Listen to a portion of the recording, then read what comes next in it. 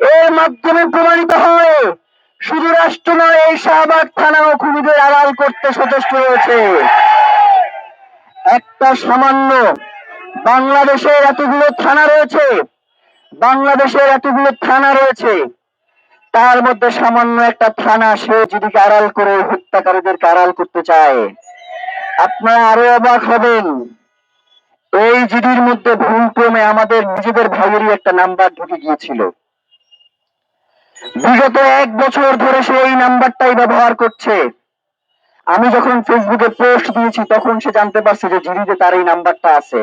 তার মানে গত 1 বছর ধরে ওসমান হাদি এই জিডিতে কি লিখেছে এই প্রশাসন সেইটা খুঁজে দেখবারও কোনো প্রয়োজন মনে করে নাই।